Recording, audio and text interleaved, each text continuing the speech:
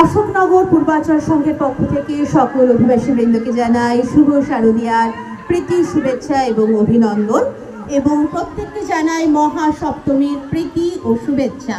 কাল মহা অষ্টমীর পুজো শুরু হবে সকাল ঠিক 8:30টার সময়। যারা যারা মাকে ডালা দেবেন বলে মনস্থির করেছেন এবং ফুল দেবেন, তারা ঠিক 8:30 থেকে 9টার মধ্যে মণ্ডপে চলে এসে মাকে ডালা দিয়ে যাবেন এবং ফুল দিয়ে যাবেন।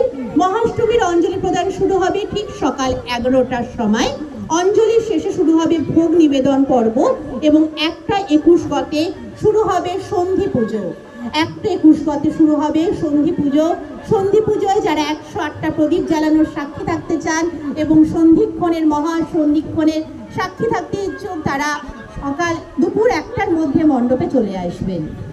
কাল ঠিক 8:30টার সময় অষ্টমী পুজো শুরু হবে এবং অষ্টমী পুজোর অঞ্জলি প্রদান শুরু হবে সকাল 11টার সময়। সন্ধি পুজো শুরু হবে 1:21-এ। সকল দর্শনার্থীকে জানাই অশোকনগর পূর্বাচল সংঘের 41তম শারদীয়া উৎসবে প্রীতির শুভেচ্ছা এবং অভিনন্দন। পুজোর প্রতিটা দিন আপনাদের অত্যন্ত আনন্দের সঙ্গে শান্তিপূর্ণভাবে ভালো কাটুক, আনন্দে কাটুক, নির্বিঘ্নে কাটুক, এই কামনা করি।